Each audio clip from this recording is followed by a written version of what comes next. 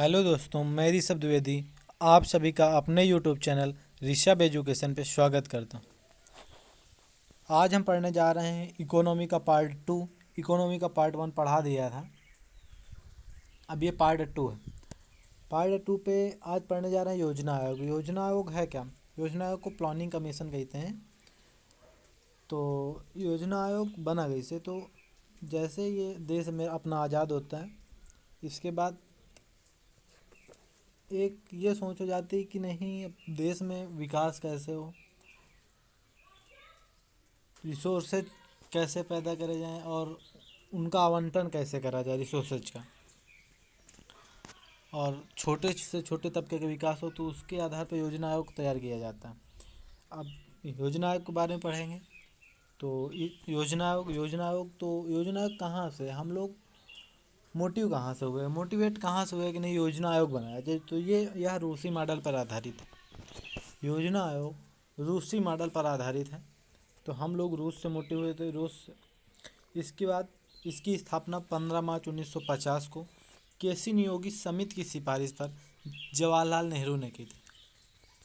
इसकी स्थापना 15 मार्च 1950 को केसी नियोगी की सिफारिश पर JL नेहरू ने की थी। केंद्रीय मंत्रिमंडल के प्रस्ताव के आधार पर कार्यकारी प्रस्ताव बैठा हुआ था। एक केंद्रीय मंत्रिमंडल बनाया गया, उसका कार्यकारी प्रस्ताव लाया, वहाँ पे प्रस्ताव लाया गया। इसके बाद उस प्रस्ताव के आधार पर जवाहरलाल नेहरू ने की थी। इसके अध्यक्ष जो होते हैं प्रधानमंत्री होते हैं। अच्छा, ये है क्या? यह एक गैर संवैधानिक परामर्शदात्री निकाय है। योजना आयोग गैर संवैधानिक परामर्शदात्री निकाय इसका मतलब क्या होता है? तो यह गैर संवैधानिक, यह संवैधानिक नहीं है। फिर परामर्शदात्री ये योजना बना सकती है, ला सकती है, लेकिन इसे अकेले इशू करने का से अकेले लागू करने के में इसमें दम नहीं है। और आगे पढ़ाएंगे, जैसे NDC पढ़ाएंगे तो समझ में आएगा योजना आयोग NDC में थोड़ा सा अंतर क्या है। ठीक है, अभी यही पढ़ते हैं।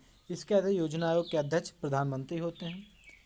और पहले अध्यक्ष जवाहरलाल नेहरू, जो पहले प्रधानमंत्री जवाहरलाल नेहरू थे, तो वैसे भी पहले अध्यक्ष जवाहरलाल नेहरू होंगे। इसके बाद अंतिम अध्यक्ष इसके नरेंद्र मोदी बनते हैं। योजना आयोग का मुख्यालय नई दिल्ली में है। उपाध्यक्ष केंद्रीय मंत्रिमंडल की सिफारिश पर नियुक्त होता है।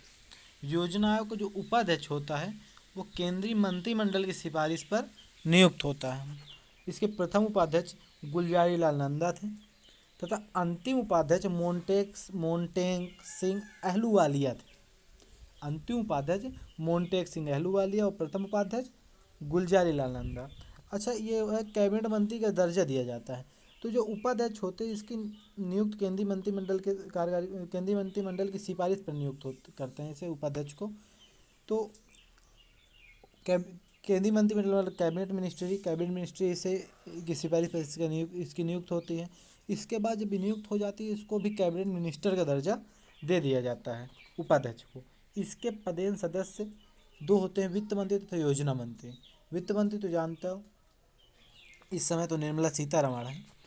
तो जब योजना आयोग था, अभी तो योजना आयोग नहीं है, लेकिन हमें पढ़ना पड़ेगा क्योंकि इससे क्वेश्चन बनते हैं। ठीक है, तो अब योजना आयोग की जगह नीति आयोग बना दिया गया है। तो नीति आयोग पहले बाद में पढ़ेंगे तो समझ में आ जाएगा नीति आयोग क्यों बनाया गया, इसके बारे में। मतलब अब और नीति आयोग और योजना आयोग में अंतर क्या है? तो पदेन सदस्य वित्त मंत्री तथा योजना मंत्री होते थे। इसके 7 पूर्णकालिक सदस्य होते थे। 7 पूर्णकालिक सदस्य होते थे। इन्हें सभी सदस्यों को राज्य मंत्री का दर्जा दिया जाता था। ठीक है, और यहाँ पे अशोक चंद्रा है। अशोक चंद्रा ने योजना आयोग को आर्थिक मंत्री परिषद की संज्ञा दी है। अशोक चंद्रा थे, इकोनॉमिस्ट थे, अर्थशास्त्री थे। ये योजना आयोग को आर्थिक मंत्री परिषद की संज्ञा देते हैं, क्योंकि योजना आएगी तो योजना बनाएंगे, इसके बाद लागू करेंगे, पैसा आएगा। वित्त मंत्री थे, इसके पदेन सदस्य होते थे। तो जब पदेन वित्त मंत्री हो तो पैसा, तो इसे आर्थिक मंत्री परिषद की संज्ञा दी है। योजना आयोग में राज्य के मुख्यमंत्री सम्मिलित नहीं होते थे। मोस्ट VVI क्वेश्चन है, most very very important question है ये, क्योंकि अब यही इसी तरह क्वेश्चन पूछते हैं नीति आयोग और योजना आयोग में अंतर बताइए। अब डाउट रहता है, जैसे योजना आयोग में राज्य के मुख्यमंत्री शामिल नहीं होते थे, जबकि नीति आयोग में राज्य के मुख्यमंत्री शामिल होते हैं। या योजना आयोग या एनडीसी पे अंतर पूछ लेगा, एनडीसी पे सम्मिलित होते हैं, योजना आयोग पे नहीं होते। तो इसलिए ये मोस्ट वेरी इंपॉर्टेंट क्वेश्चन बन जाता है। अब योजना आयोग 1 जनवरी 2015 को योजना आयोग को समाप्त कर नीति आयोग का गठन किया गया। अब ये तो पता हो गया, गठन हो गया, नीति आयोग का गठन, योजना आयोग समाप्त कर दिया गया। अब इसके कार्य क्या क्या है, अब कार्य तो हमें देखना ही पड़ेगा। तो नंबर 1 इसका कार्य है, योजना आयोग का देश की आर्थिक समृद्धि एवं विकास हेतु योजना का निर्माण करना। देश की आर्थिक समृद्धि एवं विकास हेतु योजना का निर्माण करना। देश की आर्थिक समृद्धि, बढ़ावा और विकास हेतु योजना बनाने का काम योजना आयोग का है। प्राथमिकताओं का निर्धारण कर संसाधनों का आवंटन करना। प्राथमिकताओं का निर्धारण कर मतलब जो ज़रूरतें हैं लोगों की, जो सबसे पहली ज़रूरत है, जो सबसे इम्पोर्टेंट ज़रूरत है, उन प्राथमिकताओं का निर्धारण कर, हाँ कि कौन सी ज़रूरत पहले है।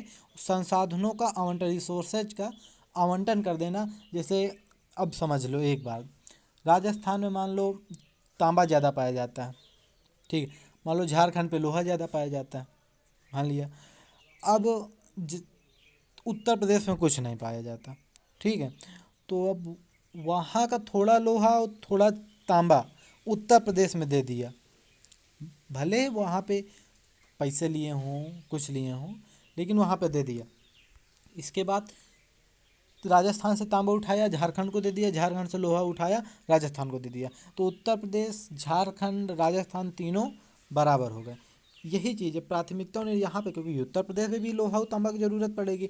एक छोटा सा एग्जाम्पल है बता रहा, इसलिए यहाँ पे प्राथमिकताओं का निर्धारण कर संसाधनों का आवंटन करना, इसे संसाधन है ये, ठीक है। योजना के प्रत्येक चरण का मूल्यांकन करना, ठीक है।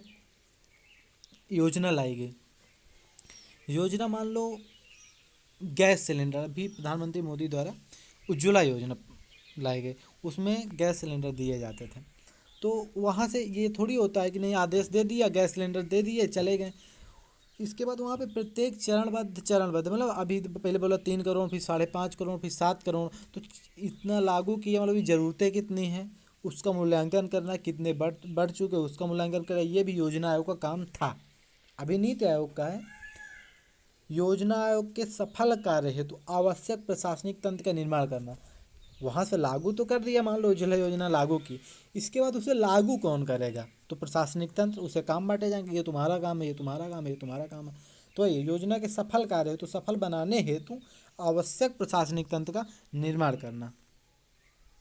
इसी के साथ आज का सेशन हम लोग समाप्त करते हैं, और अगर पसंद आया हो लाइक करें, शेयर करें एंड सब्सक्राइब करें।